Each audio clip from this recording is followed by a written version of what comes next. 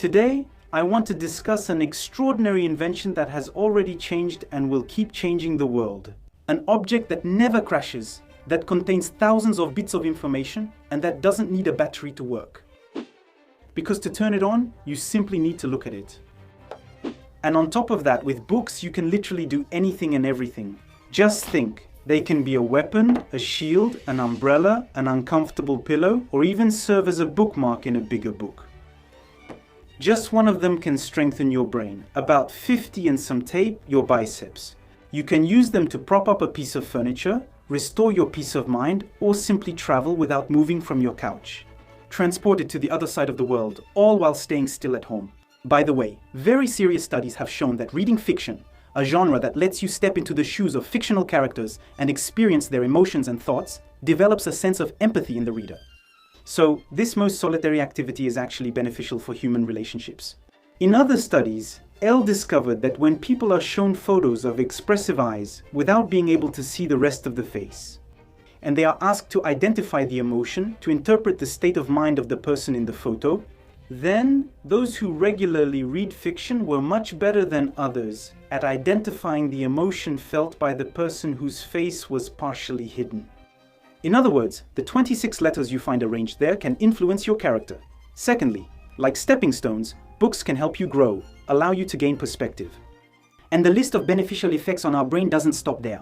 Other studies have also shown that the mental exercise that occurs when we read regularly seems to slow down memory decline, while slightly reducing cognitive decline in our noggins and the risk of developing Alzheimer's disease. Finally, reading might even help us live longer. And above all, you'll find so many stories in there that you'll never be able to know them all. Because on a global scale, the number of different books in existence is estimated to be somewhere between 150 million and 1 billion. Just think that the largest library in the world, the Library of Congress in Washington, contains about 35 million printed books. If you devoted your entire life to reading them, it would take you nearly 50,000 years to get through them all. In France alone, every year, the National Book Center records the publication of nearly 60,000 different books. That's a greater number than the amount of works that were burned during the fire at the Great Library of Alexandria. And still, these numbers don't take into account scientific knowledge, which, even though it's often published in technical works, also tells stories about the world around us.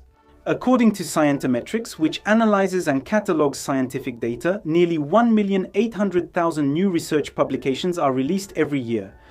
Just in the prestigious journal Nature, if you look up the number of publications that include the word snail in the title or description, you get nearly 3,000 results.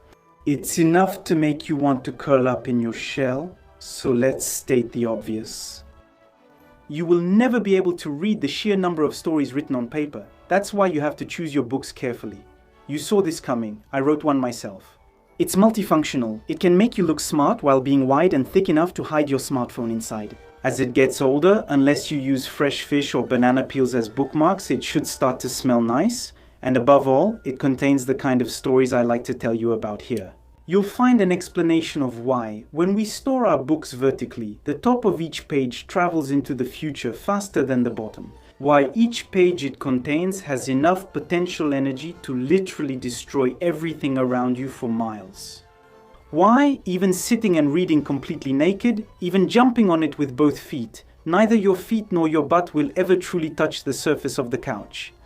Like the book. And why a large part of everything that makes it up is practically as old as the universe itself.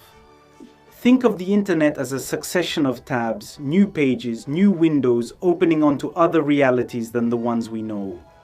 I hope it might put a little bit of the universe's delightful chaos into your minds.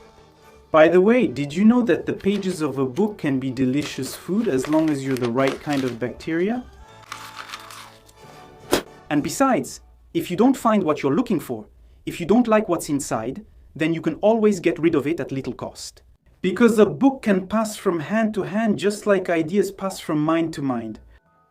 Because unlike a bottle of wine, a book can be given as a gift after it has been opened and consumed.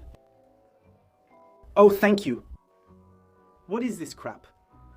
And if we didn't like it, we can turn it into a delicious poisoned gift. Knowing that as a last resort, if it really pisses you off, it can always serve as a backup when you run out of toilet paper. In short, stories have great power. And even if this book certainly won't change the face of the world, some books have. You are currently seeing on the screen as a few closing facts the list of those generally considered to be the most published or sold in the world. Of course, at the top of the list are books whose success is partly due to historical, religious, or political reasons.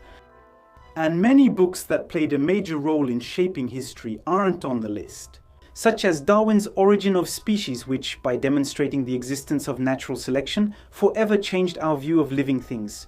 Smith's The Wealth of Nations, which laid the foundations of capitalism, or even Marx's Communist Manifesto.